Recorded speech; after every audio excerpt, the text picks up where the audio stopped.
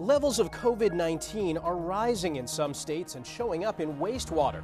Most illnesses coming from a new variant. It has some mutations that allow it to evade some of the vaccine or prior infection-induced immunity. A new medical device for arteries in the legs that's helping prevent amputations, heart attacks, and strokes. This scaffold is a substance that actually allows the artery to be propped open like a stent does. And a transplant recipient gets a third chance at life. And I said, yes, I want that kidney.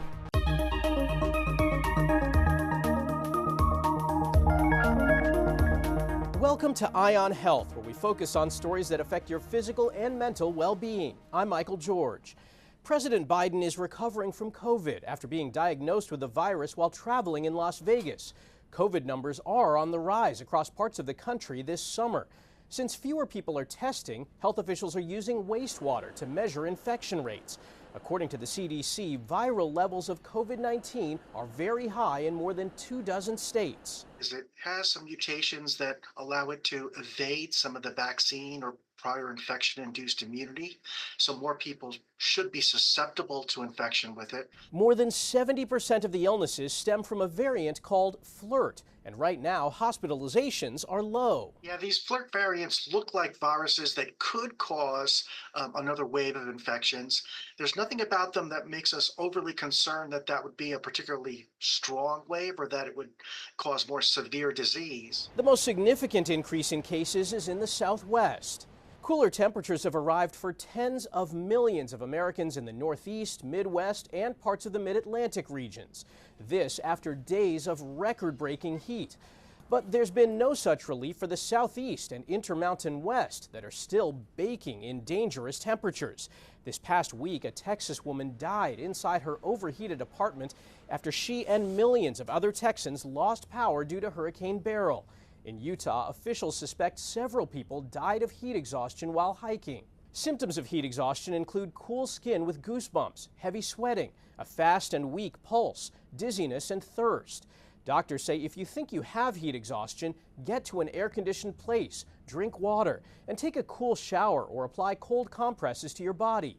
Untreated heat exhaustion can lead to heat stroke. Heat stroke, on the other hand, is a life-threatening emergency, and that's when somebody has red, hot, dry skin and is no longer sweating. They may be confused, feel dizzy, lightheaded, and have a really fast, strong heart rate.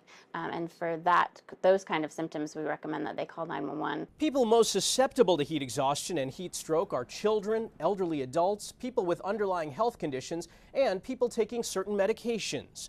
Extreme heat is also scorching southern Europe, with many major cities in the triple digits. In Greece, certain forms of outdoor work like manual labor, deliveries, and construction have been banned during the hottest time of the day. Lee Kanairi has more from London. Europe's southern cities are under a bubble of extreme heat in peak tourist season.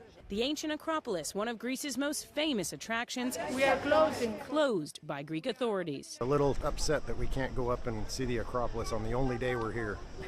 So, yeah, not real happy right now. I understand for safety maybe why they did it. People push themselves more than they should.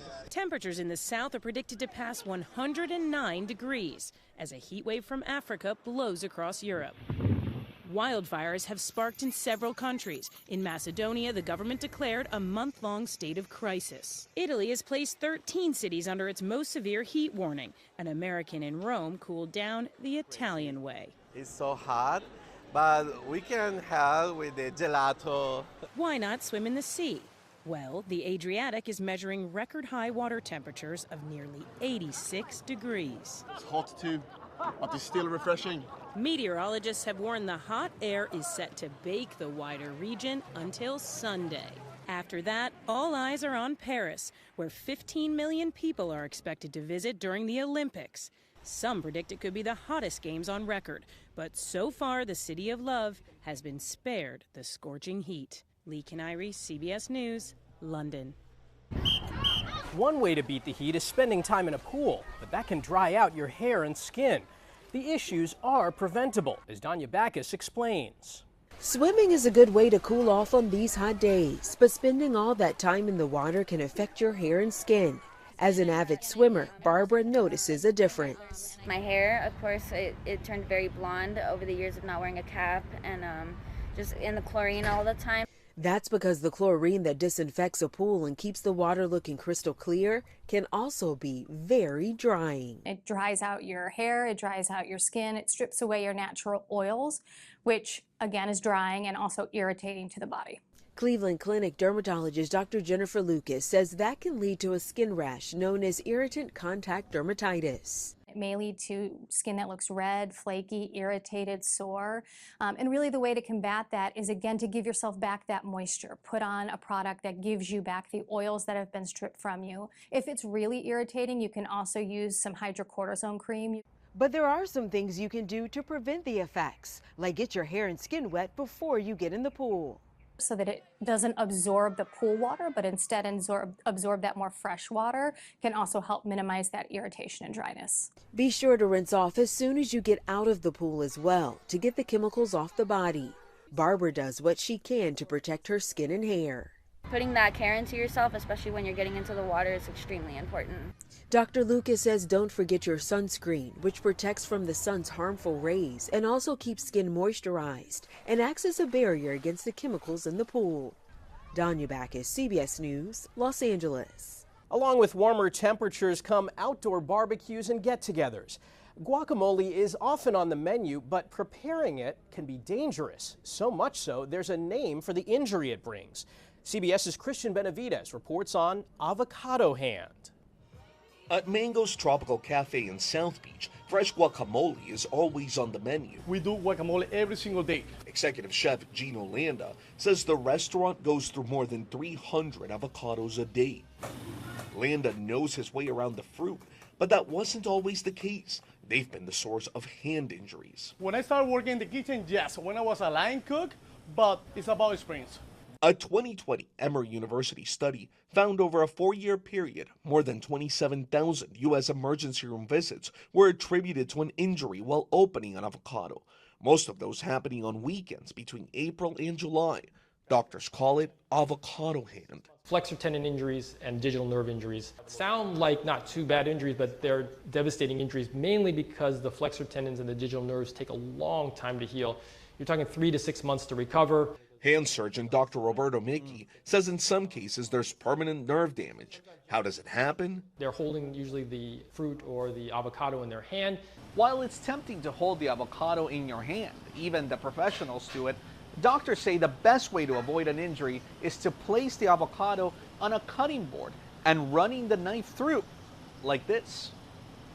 Dr. Mickey says if you do cut yourself, seek treatment if you can't control the bleeding or the finger is numb. You really need to get in as quickly or as urgently as possible. Whichever way you slice it, make sure the avocado is ripe, and patience is key. Doctors say most injuries happen when you're in a hurry. Christian Benavides, CBS News, Miami. A groundbreaking new study from the American Cancer Society finds about half of cancer cases and deaths among adults 30 and older in the U.S. could be prevented with changes in lifestyle. The leading preventable factors in cancer deaths are smoking, excess body weight, drinking alcohol, physical inactivity, and diet. In some ways, it's a lot of common sense, but in other ways, it's recognizing that these important lifestyle factors, which have historically been associated with improving heart disease risk and diabetes risk, now we're actually attributing to reducing cancer risk as well. Doctors acknowledge lifestyle changes can be hard and creating new habits takes time. But they say an easy way to start is to protect yourself from some cancer-causing viruses with vaccines. Human papillomavirus, that's HPV. We know that it causes cervical cancer in women and cancer of the back of the tongue and throat in men. There is a vaccine against it that can prevent HPV. But fewer than 40% of eligible children actually get the vaccine. There's also a vaccine for hepatitis B, which can lead to liver cancer. According to the American Cancer Society, 1 in 2 men and 1 in 3 women will be diagnosed with cancer in their lifetime. A new study finds healthcare affordability in the U.S. may be headed in the wrong direction. Only about 55% of Americans can afford and access prescription drugs and quality health care, according to the West Health Gallup Healthcare Affordability Index. That's down 6% since 2022. The downturn largely affects two age groups, those between 50 to 64 and seniors over the age of 65. Health experts in Virginia say mushroom gummies sold to promote brain function may contain the hallucinogen psilocybin. A report published by the CDC says researchers from the University of Virginia tested 5 different kinds of gummies sold at gas stations and smoke shops after 5 people, including a 3-year-old, were sickened. 3 different kinds of gummies contain psilocybin, a Schedule I drug that was not in the ingredient list. Health officials say a person in Colorado has been infected with bubonic plague. The diagnosis came from Pueblo County, about 100 miles south of Denver. The CDC estimates about 7 people in the U.S. are diagnosed every year. Health officials say the rare bacterial infection is spread by fleas, which are carried on animals. We're alerting to remind the community that plague is endemic. It is here. We should be protecting ourselves every year, all the time. Symptoms of bubonic plague include swollen lymph nodes, a sudden high fever and chills, headaches, and pain in the abdomen, legs, and arms. The plague killed tens of millions in 14th century Europe. Today, it's easily treated with antibiotics, but it's important to get to the doctor fast. Also in Colorado, health officials have diagnosed 4 new cases of bird flu among poultry workers. The new cases bring the U.S. total to 9 since the first human case of the current outbreak was detected in 2022. 8 of the 9 cases were reported this year. Health officials say the threat to the public is low. Coming up, we'll introduce you to one of the first people to try out a new medical device that keeps arteries in the legs clear of plaque. And doctors say they've uncovered the root cause of the autoimmune disease, lupus.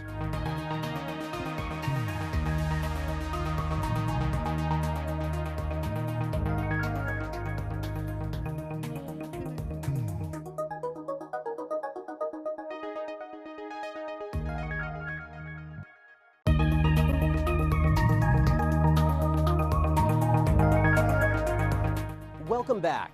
U.S. researchers say they found the cause of lupus and a possible way to reverse the autoimmune disease.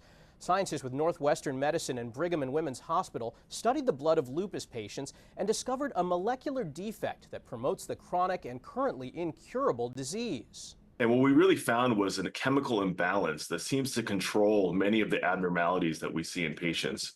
This chemical imbalance leads to changes in the cells that actually produce the antibodies or proteins that can injure patients' skin, blood vessels, joints, kidneys, and other tissues. Researchers say they're working on new treatments that would stop the chemical imbalance before it begins, as well as therapies that would reprogram cells and repair tissues injured by the immune system and lupus. Early lupus symptoms include extreme fatigue, joint pain, a butterfly rash on the face, headaches, and sensitivity to sun or fluorescent light. The Lupus Foundation of America estimates 1.5 million Americans have been diagnosed with lupus. 90% are women. There's also new hope for patients with peripheral artery disease. About 12 million Americans have plaque buildup in the blood vessels of their legs and feet. But there's a new cutting-edge stent that's helping. CBS's Jenna DeAngelis spoke with one of the first people to receive the new treatment. Going on nearly 3 decades with the Lynbrook Volunteer Fire Department and a former NYPD detective, it's clear Patrick Curran has a heart for helping others. It's an enjoyment to help people and save lives. But for years, the 59-year-old diabetic has been doing so in excruciating pain. He suffers from peripheral artery disease, a common condition caused by plaque buildup in the arteries, which reduces blood flow to his legs and feet. It's led to extreme swelling and ulcers, putting Curran at risk of amputation, heart attack, or stroke. This ulcer was obviously not healing because he did not have enough blood supply. After several failed minimally invasive procedures to open up arteries, Curran was referred to Director of Endovascular Interventions at Mount Sinai, Dr. Prakash Krishnan, Can I lift up your leg? who proposed trying a new FDA-approved device. You'd be the first person in North America, United States, to have it done. Would you be interested? I says, if it saves me and it'll save others from getting surgery or an amputation. It's called Esprit BTK system, described by Maker Abbott as a first of its kind below-the-knee dissolving stent. This scaffold is a substance that actually allows the artery to be propped open like a stent does. It contains a drug that prevents the reblockage of the artery. And after a couple of years, the scaffold disappears. Till this device was approved, we were all doing balloon angioplasty. However, at the end, these patients kept coming back. So far, so good for Karan, So that's very good blood flow. who can't wait to get back to doing what he loves, Getting on the fire truck and getting in the ambulance and saving lives. Jenna DeAngelis, CBS News. A new survey from Florida researchers finds most Americans think it's normal for women to experience pain, pressure, and incontinence after having children. But experts say those are signs of damage to the pelvic floor, and they're treatable problems. A third of all women deal with these issues, and Danya Backus has one woman's story. Women tend to put themselves on the back burner a lot. It's kind of an embarrassing topic to talk about. Weeks after delivering her second child, Nicole Lukin says something changed. I felt a very distinct pressure and heaviness. Knowing my body, I knew it wasn't right. I was diagnosed with a prolapsed bladder. A new survey from Orlando Health shows most Americans think it's normal for women to experience pain, pressure, and incontinence after having children. 71% agree having some urinary leakage after having kids is normal, and more than half believe the same about experiencing pain during sex after childbirth, all common signs of damage to the pelvic floor. A lot of these problems that women decide or choose to live with are completely fixable. Keep your hips over your knees. Occupational therapist Tessa Ladd specializes in treating pelvic floor dysfunction. We have the ability to strengthen those muscles, to lengthen those muscles, to work on the coordination. We have to do an element of lengthening and relaxation of some of those muscles and tissues before we can even think about moving forward with strengthening. Nicole worked with her therapist, strengthening her pelvic floor and learning how to breathe and move to support the muscles. I just didn't recognize all the things that I was doing to add pressure to the pelvic floor. Almost a year later, I still have to mentally remind myself on when I pick something up. I say, okay, breathe out and then breathe in. She's grateful she was able to avoid surgery and wants women to know this isn't just something to accept, it's treatable. Danya Backus, CBS News. After the break, we'll check in with a teenager who had groundbreaking surgery on her scoliosis 3 years ago. And we'll introduce you to a woman who had the same kidney transplant twice. Her story of survival up next.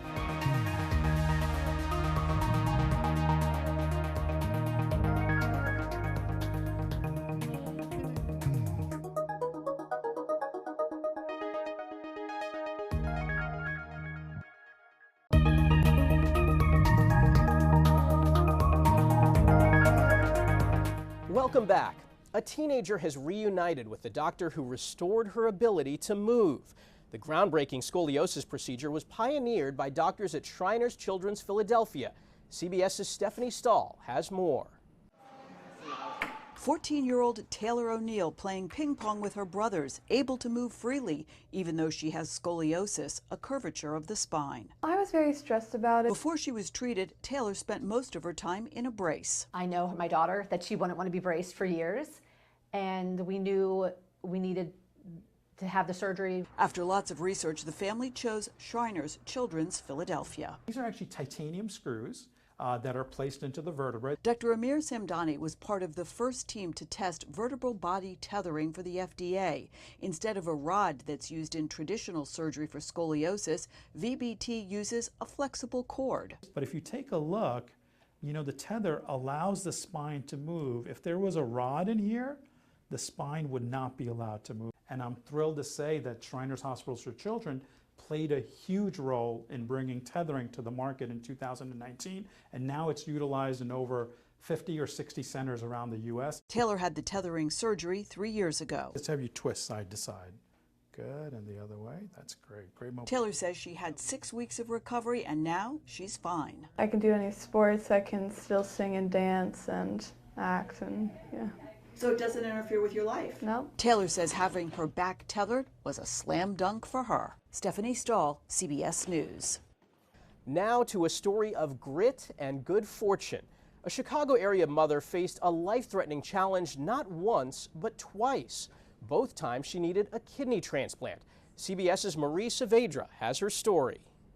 Did you want onions on your sandwich, Martez? She'll tell you she's just a regular mom and grandmom. but she is also a fighter. Lisa often thinks of the day her doctors gave her horrible news. She was just 19 years old. They told me that I was in end-stage renal failure, and I was so very young. I was also pregnant with my second son. I just thought I was losing my life. Lisa spent the next 8 years on dialysis, more than 3 hours a day, 3 days a week. But then, after those 8 long years, everything changed. I got a call that there was a kidney waiting for me, and did I want to accept it? And I said, yes, I want that kidney. Thanks to Gift of Hope and Rush University Medical Center, Lisa got a second chance, a kidney transplant. I was able to live for my children. I was able to participate in their sports. This was my first medal. Lisa put her own love of sports to great use, winning medal after medal at the Transplant Games of America. It promotes amateur sports among people who've had organ transplants. We meet up every 2 years at different states. There are thousands of transplant recipients. But then one day, unbelievably, the bottom fell out again. They found that there was cancer growing in my transplant kidney. It was back to dialysis for 4 years. Then the roller coaster took yet another turn. I got a call that there was a second kidney waiting for me. A significant portion of our waiting list is actually patients that need second, third, fourth kidney transplants. So the challenge often with getting the second kidney transplant is that you have antibodies, and that makes finding a match more challenging.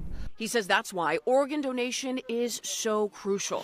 Lisa not only agrees, she's made it her mission to get that word out, even meeting with lawmakers at an American Kidney Fund summit in Washington, D.C. I speak for those that don't have a voice, that are so weak and do not have strength to advocate for themselves. I'm going to be swimming. These days, Lisa's back on the athletic field. Here she is just last week at the 2024 Transplant Games in Birmingham, Alabama. She's immersed in swimming, basketball, and gratitude. And she makes this plea to all of us to be organ donors. There are so many people that are dying every day waiting for a kidney transplant. God gave us 2 kidneys. We only need 1 to live. Save someone else's life. Marie Saavedra, CBS News, Chicago. Finally, this half hour, we're just days away from the opening ceremonies of the Olympics and the return of gold medal gymnast Simone Biles. You might remember she pulled out of multiple gymnastics finals in Tokyo 4 years ago to protect her mental health and safety.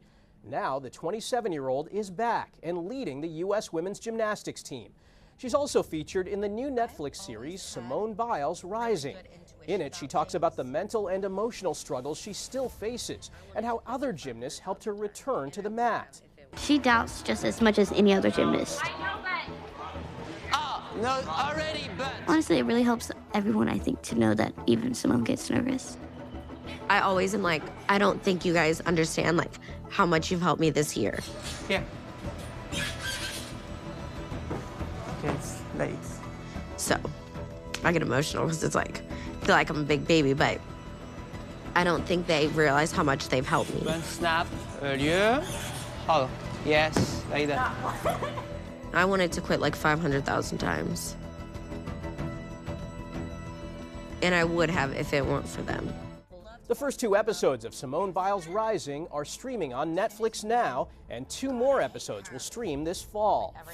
That's this week's Eye on Health. I'm Michael George. Thanks for joining us, and be well.